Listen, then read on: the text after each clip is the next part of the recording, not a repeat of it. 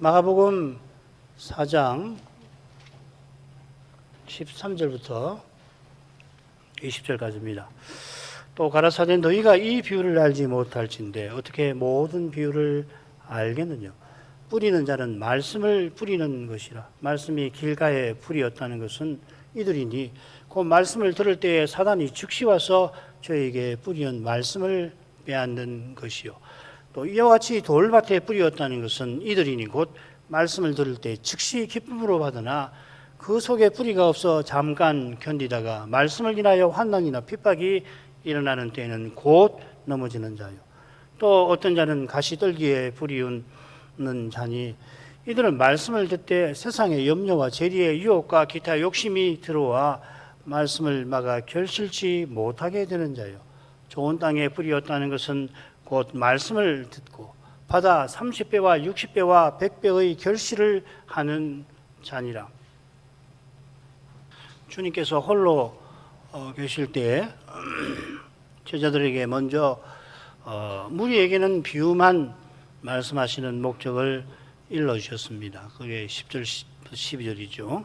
제자들에게는 하나님 나라의 비밀을 하나님께서 주셨지만은 외인에게는 주시지 않습니다. 이는 이사야의 저 두려운 예언, 이사야 6장 9, 10절의 예언을 이루려 하심입니다. 이 예언은 직접적으로는 예루살렘이 망하고 이스라엘이 포로 될 그 일입니다.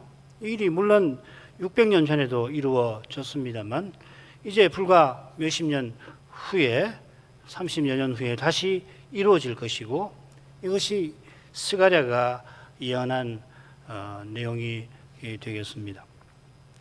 이어 주님께서는 특히 씨 뿌리는 자의 비유를 제자들에게 풀어 주십니다. 이는 제자들이 이 비유를 특별히 물은 까닭이고 더욱이 이 비유가 모든 비유를 아는 열쇠인 점과도 붙어 있습니다. 지난 시간까지 씨 뿌리는 자가 그 말씀을 뿌린다 하신 것, 이어 길가에 뿌려진 경우 해설한 데까지 살폈고 이제 두 번째 경우 돌밭으로 가시죠. 16, 17절 또 이와 같이 돌밭에 뿌리였다는 것은 이들이니 곧 말씀을 들을 때에 즉시 기쁨으로 받으나 그 속에 뿌리가 없어 잠깐 견디다가 말씀을 인하여 핍박이나 환난이나 핍박이 일어나는 때에는 곧 넘어지는 자요. 한글 개정역 번역자들이 뭘 가리켜서 이와 같이라고 새겼고 이렇게 새긴 의중이 뭔가 생각해봤지만 확실히 알기는 힘듭니다. 원문을 그대로 새기면 이렇게 돼요. 그리고 이들은 돌밭에 뿌리온 자들. 여기 씨라고 하는 말을 넣어서 읽으셔야 합니다. 안 그러면은 이 사람들이 뿌려진 것처럼 오해가 될 수 있으니까 18절이 딱 그렇게 번역이 됐죠. 또 어떤 이들은 가시떨기에 뿌리는 자니 여기도 씨가 뿌려졌다 이렇게 새겨야 됩니다. 길가에 뿌린 것처럼 씨가 돌밭에도 뿌린 것입니다. 그렇다면 이와 같이는 씨가 뿌린 것을 가리켜서 이와 같이 씨가 길가에도 씨가 뿌려졌으니까 여기서도 씨가 뿌려졌다는 걸 설명하려고 하신 것 같아요. 번역자들이. 게다가 씨가 뿌린 것이 곧 말씀을 듣는 것을 가리키는 거고 말씀 듣는 것이 곧 듣는 사람의 태도와 연결되는 터라 이런 점들을 담아 이해하기 쉽게 하려고 이와 같이 하고 생긴 것 같아요. 18절을 읽을 때 자꾸 오해가 되는 거거든요. 읽으면 사람이 뿌렸던 이야기인가 번역을 보면 그렇게 오해하기 쉽거든요. 번역자도 그 오해는 주지 않는 것이 좋겠구나 하고 이와 같이를 없는 말인데 넣은 것이 아닌가 그렇게 추정합니다. 이 비유 읽으실 때 쑥 읽으면은 그 말이구나 싶지만 자세히 읽으면 참 어려워요. 원문도 대단히 어렵습니다. 돌밭에 뿌린 경우는 먼저 말씀을 들을 때 즉시 기쁨으로 받습니다. 이는 흙이 얇아서 곧 싹이 나는 점을 해설한 거겠죠. 즉시 또 곧 똑같은 낱말입니다. 이 낱말이 17절에도 나옵니다. 곧 넘어진다는 것도 즉시 넘어진다는 말입니다. 말씀을 들을 때 즉시 기쁨으로 받지만 말씀을 인하여 환난이 닥치면 즉시 넘어집니다. 사실은 말씀을 들을 때 즉시 기쁨으로 받는 태도 때문에 바로 이 때문에 말씀을 인한 환난이 들이닥치면 즉시 넘어지는 거겠죠. 요컨대 즉시 기쁨으로 받는 게 결코 바람직한 태도는 아닌 것입니다. 첫째 경우는 말씀 들을 때 즉시 사단이 와서 말씀을 빼앗았는데, 이번 경우에는 말씀을 들을 때 첫째 경우에 비할 때 얼른 정반대의 반응을 보였죠. 이 경우에 속하는 사람들은 필시 주님께서 하나님 나라를 선포하시고 그 나라의 표적들을 행하실 때 즉시 환영한 무리일 것입니다. 주님께서 내 제자를 부르신 후에 안식일에 회당에서 하나님 나라를 교훈하시자 무리는 듣는 즉시 권세 있는 자와 같고 서기관들과 같이 아니하도다 놀라워했습니다. 그리고 이어 들어온 귀신을 쫓아내어 주시니까 놀라면서 권세 있는 교훈이라고 말하였죠. 예수님의 소문이 온 갈릴리 사방에 퍼졌고 그 안식일이 지나자마자 특히 가버나움 온 동네 사람이 자기네 병자와 귀신 들린 자들을 데리고서 주님 계신 그 베드로의 집에 몰려들었습니다. 자, 이것이 갈릴리 사역을 시작하신 대목에서 1장 14절부터 3장 12절인가요? 거기 처음 국면인데 그 마지막 국면에서는 유대와 예루살렘, 요단강 건너편, 심지어 두로와 시돈에서 허다한 무리가 주님을 찾아와 표적을 구하였습니다. 이어 갈릴리 사역을 전개하시면서는 귀신 들려서 듣지도 보지도 못하는 사람을 고쳐주실 때 무리가 이는 다윗의 자손이 아니신가 했는데, 서기관들이 예수님을 대놓고 대적하는 것을 보았는데도 주님께서 바닷가에서 비유를 베푸실 때는 이전보다 더 많은 무리가 주님께 몰려들었다 했죠. 이들은 즉시 주님을 대적하던 서기관들과 달리 즉시 주님을 환영합니다. 이들이 즉시 기쁨으로 받는 것은 그들이 바라는 바나 구하는 태도가 였다 하는 걸 보여줄 것입니다. 그들이 많은 병자와 귀신 들린 자를 주님께 데려와서 고쳐주시기를 바랄 때 언약의 나라에 귀신이 이토록 많은 사실을 깊이 살피거나 자기네 식구나 친척이나 친구가 병들어서 하나님을 가까이 하고 섬기지 못하는 이 사실을 실로 괴로워하지는 않은 것 같아요. 깊이 괴로워하지는 않은 것 같습니다.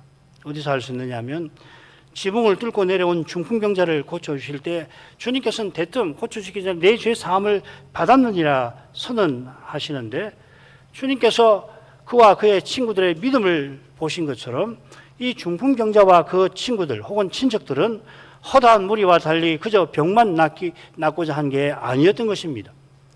그처럼 얼마 후에 주님께서 오병이어의 표적을 곧 행하실 텐데 남자만 5천이나 되는 많은 사람이 표적의 거룩한 떡을 직접 먹고서 주님을 임금 삼고자 했다가 이튿날 주님께서 자기네 기대에 응하지 아니하시니까 다들 주님을 떠나게 될 것입니다. 그러다가 여러 달 지나서 주님께서 베다니 마을에서 죽은 나사로를 살리시자 그들은 바라는 것을 주님께 얻을 줄로 생각하고 언제 그러냐는 듯이 오병이어 사건이 대거 다 떠나거든요. 주님이 제자들에게 너희도 떠나겠느냐 그렇게 물으시니까 사도들이 베드로가 대표해서 생명의 말씀이 주께 계시오니 우리가 어디로 가리까 그렇게 고백하지 않았습니까? 그런데 언제 그러냐는 듯이 다시금 즉시 구름처럼 주님을 쫓아다니게 될 것입니다. 이게 몸에 썩는 문제를 얼른 해결하려고 즉시 주님을 환영하고는 그게 뜻대로 되지 않으니까 주님을 곧 떠났다가 손바닥 뒤집듯이 다시 주님을 따를 것입니다. 그러나 주님이 공회에 체포되시고 십자가 지실 때 그렇게 따르던 제자들도 떠났으니 이들은 말할 것이 없지요. 자, 이게 17절의 내용과 관련될 겁니다. 이들이 즉시 기쁨으로 말씀을 받는 것은 바로 그 속에 뿌리가 없는 사실과 붙어 있습니다. 뿌리가 없다는 게 비유에도 나왔죠. 6절에.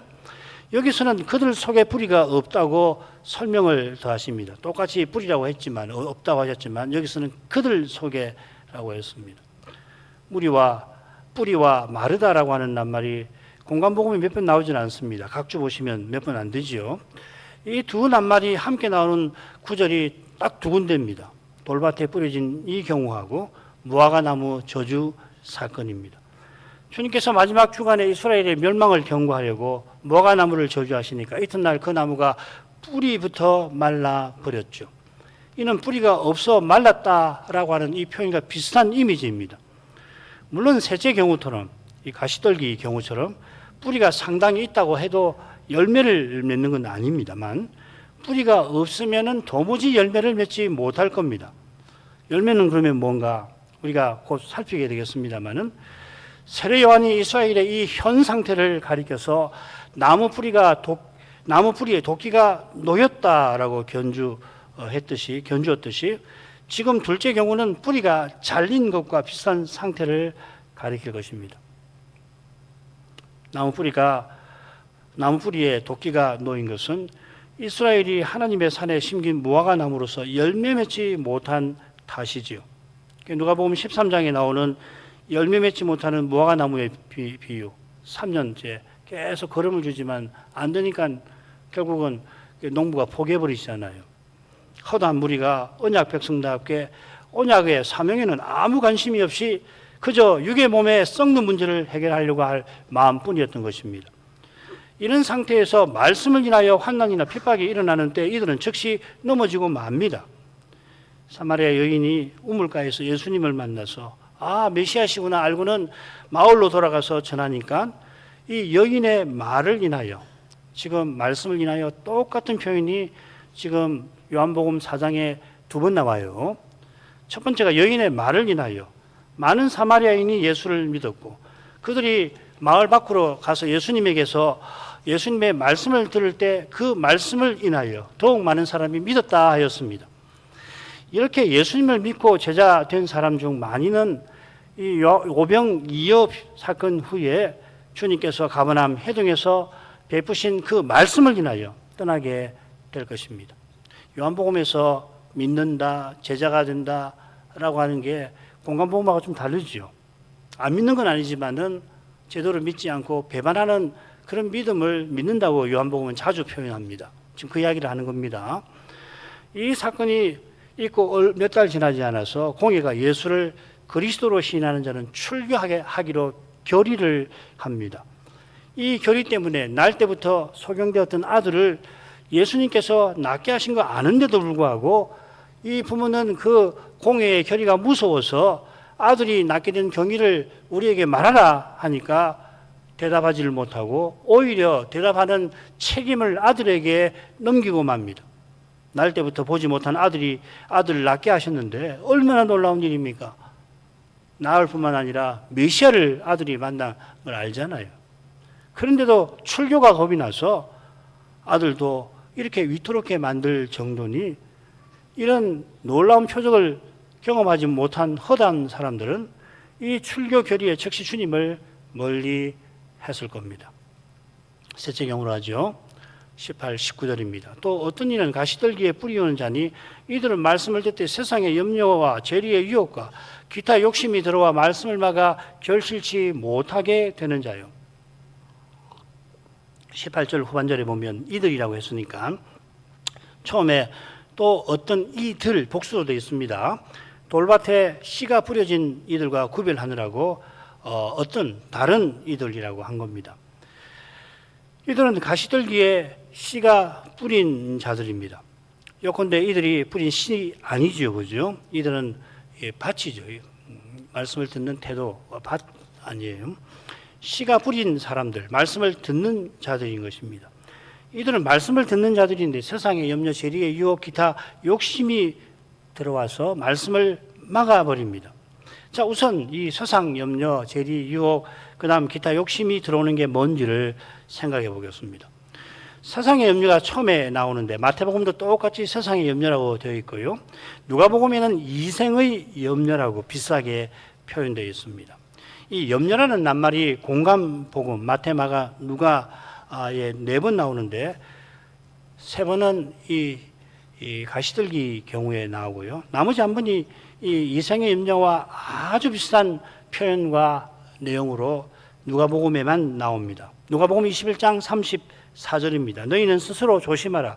그렇지 않으면 방탕함과 술 취함과 생활의 염려로 그 이생의 염려, 세상의 염려랑 비슷한 말입니다. 마음이 둔하여지고 뜻밖의 그날이 덫과 같이 너희에게 임하리라. 여기 세상의 염려는 방탕함, 술 취함과 더불어서 마음이 둔하게 만들어서 마치 덫에 걸리듯 심판의 날을 당하게 하는 이유로 나옵니다. 같은 이유로 사람이 말씀을 들어도 말씀이 막히게 되는 거죠. 이생의 염려만 아니라 교회를 위한 염려를 포함해서 모든 염려를 주님께 맡겨야만 주께서 권고해 주시는 것입니다. 돌봐주시는 것입니다.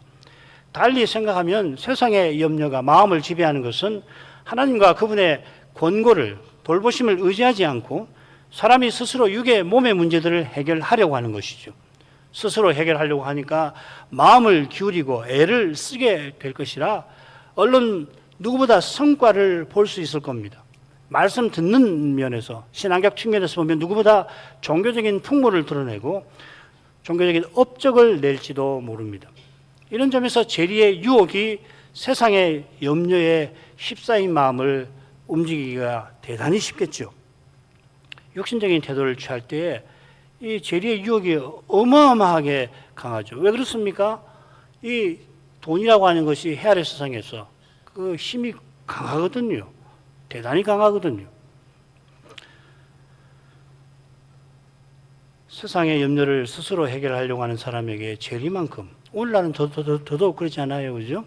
달콤한 게 없을 겁니다. 누구보다 종교적인 열심을 발휘했던 바리새인이 돈을 사랑한다, 좋아한다, 주님께서 폭로하셨습니다. 돈을 좋아한 까닭에 그들은 과부의 가산도 삼키곤 했습니다. 무릇 인생에게 헤아려서 썩는 문제만큼 당장 심각한 게 없는데, 뭐 거의 대부분 사람은 그렇죠. 몇몇 예외적인 사람이 이 명예라든지 혹은 사람의 이상, 자기 이상을 이루고자 하는 거, 하려고 하는 능력을 가지고 고심하죠. 그런 사람 몇 안 됩니다. 이 문제를 스스로 해결하려고 할 때 재리만큼 마음을 지배하는 게 별로 없지요. 그건 뭐 잘 아실 겁니다. 기타 욕심, 이 기타라고 번역했는데 나머지 모든입니다. 재물 외에 무릇 육신적 태도로서 탐내는 것들이라 하는 말입니다. 누가복음에는 이생의 일락이라고 되어 있습니다. 일락 헤이도네라고 하는 말인데 공간복음, 이 누가복음에만 나오고요. 그 나머지는 4번 나오는데 한번 보십시다. 신자가 믿기 전에 빠져있던 육신적 욕심을 표현하기도 하고 거짓 선생들의 향락적 쾌락을 가리키기도 하는데 특별히 야고보서에서는 교회에서 명예와 권력을 추구하는 태도를 가리켜 2번 더 나옵니다. 이런 태도가 주님께서 제자들에게 누누이 경고하셨던 이 바리새인의 누룩, 바리새인과 사두개인의 누룩, 교훈과 딱 붙어 있죠. 바리새인의 누룩은 그들의 교훈이란 말입니다. 그들이 언약의 나라에서 지도자들인데 자기 세상을 이루려고 사람의 깨와 힘을 추구하고 있습니다. 그래 예수님이 눈의 가시처럼 제거해야 할 대상으로 처음부터 그렇게 대적하고 말았던 거 아닙니까? 이런 태도가 그들에게만 있는 게 아니라 무릇 사람의 타락한 본성에서 생기는 거라 주님께서 사도들에게 특별히 십자가를 앞두고 아주 경계하셨죠. 이들이 새 언약의 나라에서 맡은 직분과 사명 때문에 특별히 그렇게 하신 겁니다. 더구나 주님께서 마지막 예루살렘 여행을 떠나실 무렵부터 사도들은 누가 크냐며 다투기 시작하였습니다. 마태복음 18장부터 나오죠. 급기야 예루살렘에 도착하시기 직전에 요한과 야고보가 주님의 친척인 자기 어머니를 대동하고 와서는 이제 주님께서 보좌에 앉으실 테인데 그 좌편에 우리를 앉게 해달라고 청탁을 하게 되고 그러자 제자들이 다투는 것이 더 심해지게 되었습니다. 그런 점에서 게세마네로 가는 길에서 베드로가 그 충성심, 그러니까 결의를 자랑했죠. 이 다투는 거거든요. 다른 사도들도 뒤질세라 자랑했던 데서 주님께서 바리새인의 누룩을 그토록 경계하신 의정을 헤아릴 수가 있겠습니다. 주님께서 11사도를 위하여 아버지께 간구하신 사실이 있어 사단이 밀가부르듯 그들을 청구할지라도 그들의 믿음이 떨어지지 않게 하셨습니다. 달리 생각하면 그들 스스로는 믿음이 떨어지고 말았을 겁니다. 열매 맺을 수가 없게 되었을 것입니다. 이는 주님께서 몇 시간 지나 게세마네에서 체포되실 때 그들 모두가 주님을 버리고 도망친 데에서 이어 십자가 달리실 때는 이 방에 숨어지는 데서 능히 짐작됩니다. 물론 베드로가 게세마네에서 의협심에서 돼지상 말고의 종 말고의 귀를 잘랐지만 또 주님께서 신성을 드러내시니까 그 체포한 그 집단들이 주님 앞에 땅에 엎드린 것을 11사도가 똑똑히 보았지만은 그 의미로운 신성의 영광을 보고서도 예수님이 십자가 지시려고 선선히 붙잡히시는 것을 보자 그들은 두려움에 사로잡히고 말았고 도망치고 주님을 버리고 숨어버리고 말았을 뿐입니다. 이런 이들이 불과 2달도 채 되지 않았을 때에 서슬퍼런 공회 앞에 담대히 그리스도를 증거할 수 있었던 것은 오직 성신의 감화와 특별한 감화와 힘주심에 있는 것입니다. 그들 스스로는 죄와 죽음의 현실에 주저앉고 말았을 뿐입니다. 이것이 말씀이 막혀 열매를 맺지 못하는 모습일 것입니다. 마지막으로 하죠. 20절 좋은 땅에 뿌렸다는 것은 곧 말씀을 듣고 받아 30배와 60배와 100배의 결실을 하는 자니라.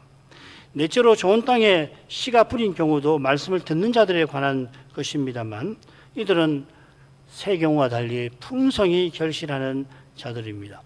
여기 곧 말씀을 듣고 할 때는 이 앞에 나온 곧하고 다른 뜻입니다.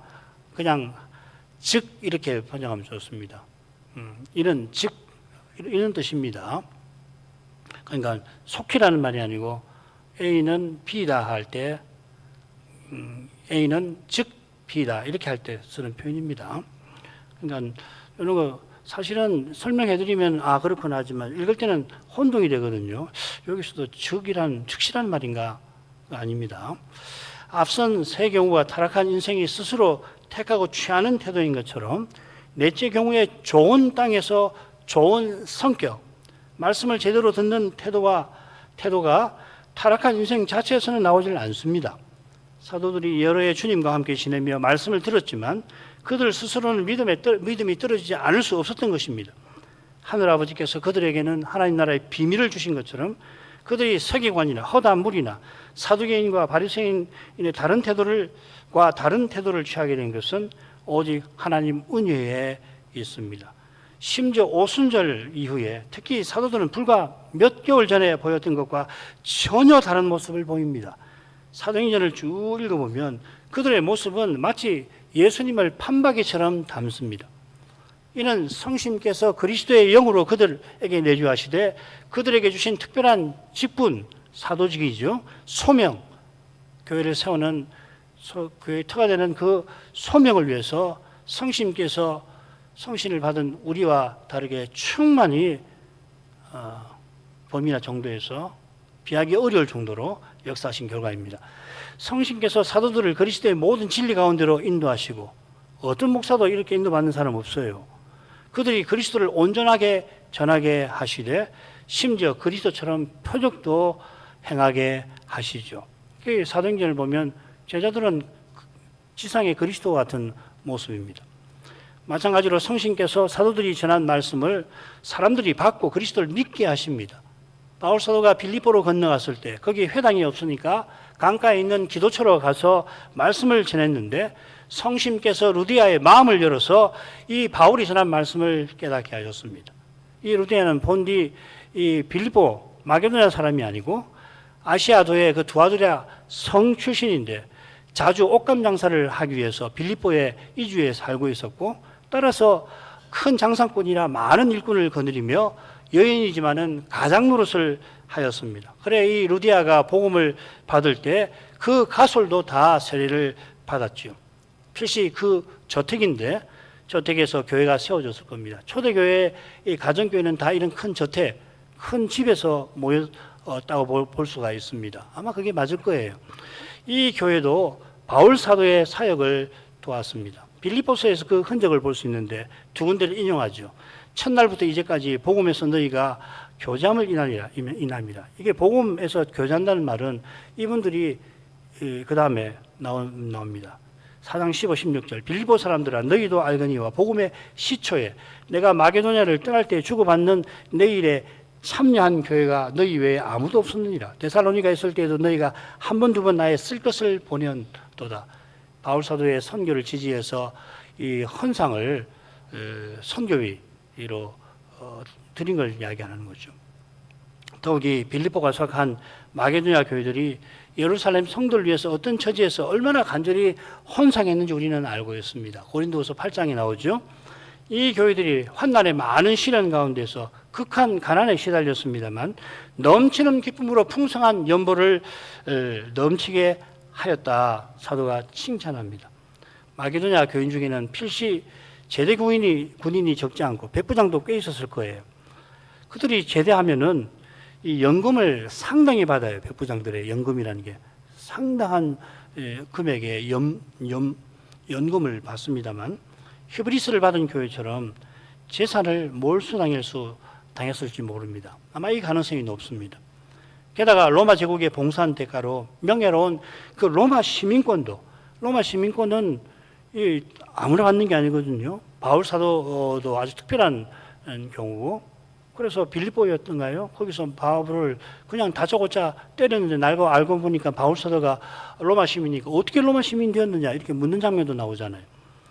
그러니까 이렇게 명예롭고 연금으로 재산도 넉넉하고 이들이 제국의 반역자라고 하는 불명예도 기꺼이 감수했던 거죠. 육의 몸에 부끄럽고 썩는 문제를 그야말로 사람 보기에는 순조롭게 해결하면서 여생을 살아갈 돈도 넉넉하고 로마 시민군이고 로마 제국에 헌신한 일로 사람들에게 칭찬을 받으면서 그렇게 남부럽지 않게 존경을 받으며 살아갈 이들이 그리스도를 위하여 가난과 멸시를 기쁨으로 받았던 거죠. 이런 신령한 기쁨에 이끌려서 자기네에게 복음을 전해준 예루살렘 성도를 위하여 풍성한 연보를 주께 드렸던 겁니다. 이런 것이 열매죠. 30배, 60배, 100배라고 했는데 참 마게도냐 교회의 이 헌상을 보면 말씀이 더한다, 흥한다 이런 걸 아주 생생하게 느끼게 되잖아요. 이게 어떻게 사람이 이럴 수 있냔 말이죠. 그래서 바울은 그 연보를 은혜라고 말하잖아요. 하나님 은혜로 이런 일이 생긴 것이거든요. 이들이 극한 가난 중에서 힘에 진하게 헌상했으니 그 금액이 적지는 않았을 것 같습니다만은 적진 않지만 얼마나 됐겠습니까? 마지막 주간 생활비 전부를 2렙돈을 드린 과부가 부자들보다 많이 드렸다 한 우리 주님께서 마게도냐 교회 헌상을 얼마나 기뻐하시고 귀하게 보셨을지 우리는 짐작하고 남음이 있습니다. 2렙돈은 오늘날 가격으로 환산하면 라면 한두 봉지, 라면 싼 것은 2봉지가 되겠고 요즘 라면들이 비싼 건 한 봉지 정도 살 수 있는 정도입니다. 그러나 주님께서 부자가 드린 많은 헌상보다 이 여인의 2렙돈이 더 많다고 하신 것은 헌상한 정신이 가상하다 하신데 그치지 않아요. 주님께서 이 2렙돈을 주님 나라에 얼마나 귀히 쓰셨을까 장차 우리가 확인하게 될 건 깜짝 놀라게 될 것 같습니다. 그처럼 마게도냐 교회의 헌상을 주님께서는 이방인과 유대인이 자기 안에서 하나의 새로운 사람으로 지어나가 하시는 그 일에 귀히 써주셨을 겁니다. 이 사도행전을 통해서 주님이 어떻게 쓰셨을까 우리가 짐작해 볼 수는 있습니다. 쉽지는 않습니다만 사도가 고린도 교회도 예루살렘 성도 돕는 일에 가담하게 하려고 애를 쓰고 애를 써서 마침내 예루살렘에 오르죠. 방문하죠. 그런데 방문해서는 이방인 교회의 헌상을 바로 전달하지 못한 것 같아요. 사도행전 그 정황을 보면 20장인데 사람 생각에는 특히 마게도냐 교회의 이 아름답고 감동적인 헌상을 예루살렘 교회가 감격하면서 세상에 이렇게 귀한 헌상이 어디 있습니까? 우리가 뭐라고 우리가 여러분 도운 거 다 주님 은혜로 도운 것뿐인데 이런 우리에게 이렇게까지 하시면서 그렇게 가난하신데 재산도 빼앗기고 그렇게 힘드신데 우리를 위해서 이렇게 도우십니까? 우리가 이것을 어떻게 받을 수가 있을까요? 그럴 것 같은데 과격한 유대인들이 예루살렘에 아주 심하게 활동을 해서 바울 사도가 그것 때문에 결국 성전에서 목숨을 잃을 뻔하죠. 그러나 이 두려운 사건이 계기가 되어서 바울 사도가 로마를 방문하고 로마 교회의 지지를 받아서 스페인 선교, 이 스페인 선교는 특별히 중요합니다. 땅 끝까지 복음을 전하라고 하신 그 명령을 가장 구체적으로 실현하는 그런 일이거든요. 그래서 스페인 선교가 바울에게는 대단히 중요해요.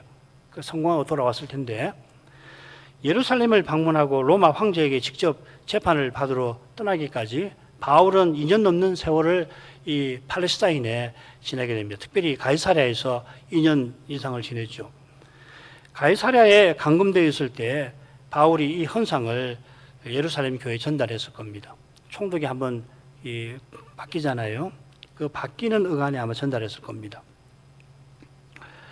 바울이 예루살렘 지도자를 만나던 그때 그들이 과격한 유대인들 때문에 선뜻 바울을 환영하지 못했다가 이후 사도가 몇 번 죽을 고비를 넘긴 것을 보고 그가 결박될 줄 예언으로 알면서도 이렇게 예루살렘을 방문한 그 거룩한 뜻을 예루살렘 교회는 헤아리게 되었을 거예요.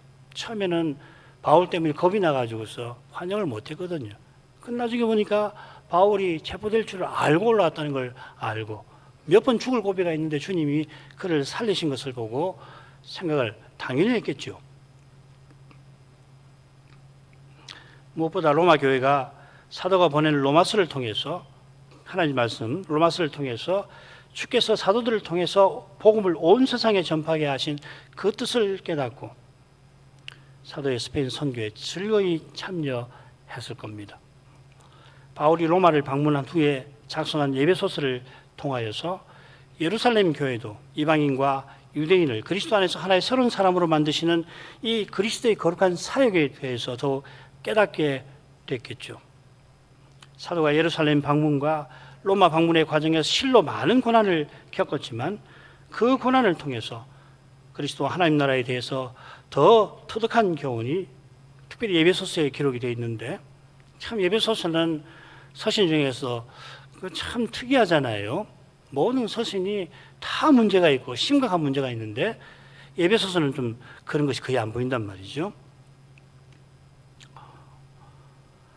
당대 교회들이 거룩한 교회로 서나가는데 이 말씀이 틀림없이 쓰였을 겁니다. 당대 교회만 아니죠. 오고 오는 교회들이 이 기간 사도가 기록한 성경 책들을 통해서 에베소서도 있고 빌립보서도 있고 그죠? 골로새서도 있고 말씀이 흥황하고 왕성하고 더하는 그 거룩한 역사를 확인할 뿐 아니라 그 역사를 이어갈 수가 있었을 것입니다. 그 역사는 주님의 재림까지 흔들림 없이 이어질 것이에요. 예수님께서 내가 내 교회를 세우리라 하신 약속을 신실하게 이루셔서 음부의 권세가 이기지 못하는 생생한 증거, 이게 말씀이 열매를 맺는 거 아니에요.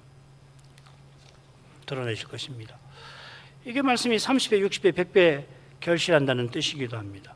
말씀이 맺는 열매가 무엇인지 우리 교회는 이미 수차례 배웠습니다.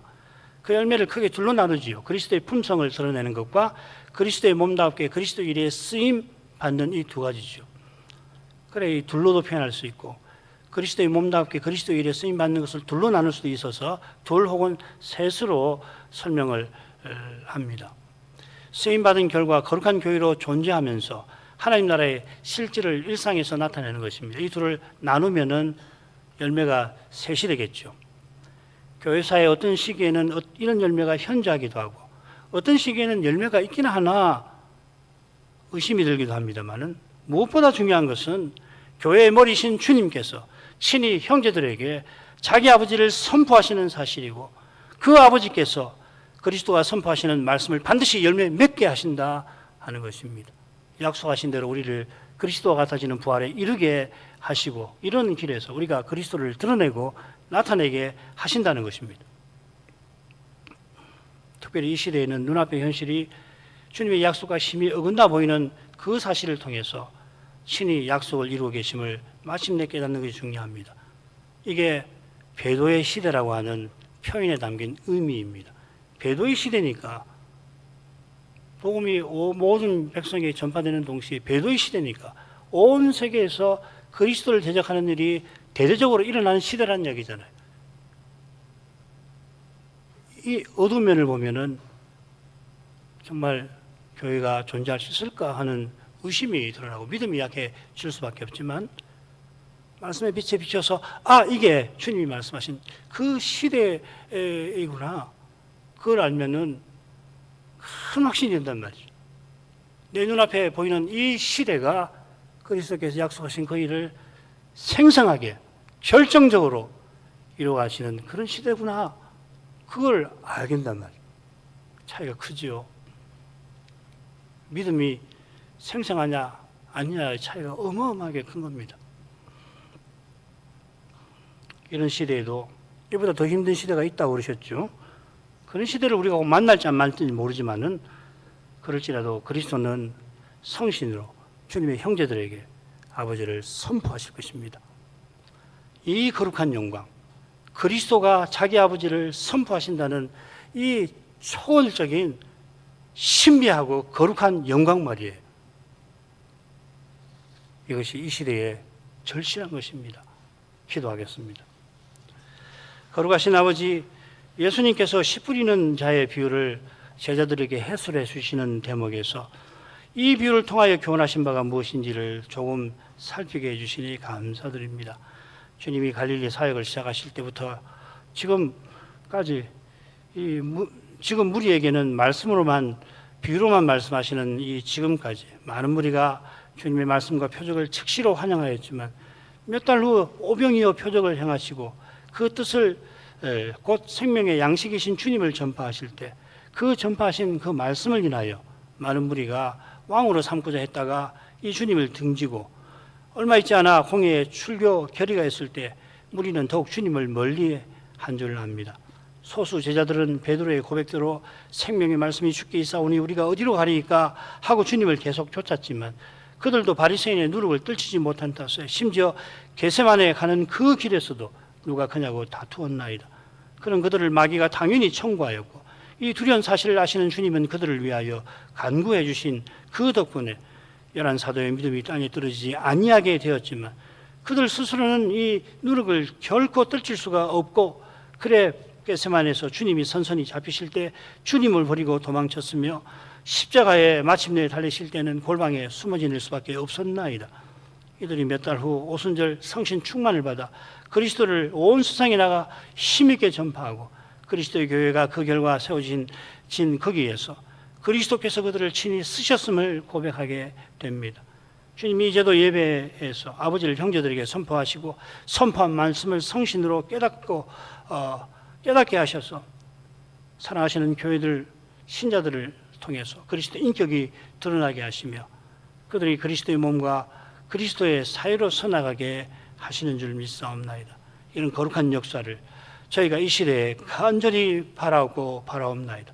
먼지만큼이라도 미미할지라도 꼭 이 몸에서 그리스도가 드러나게 해주시고 주님의 일에 꼭 쓰임을 받아 주신 생애가 주의 은혜 안에서 뜻있게 해 주옵소서. 예수님 이름으로 기도합니다. 아멘.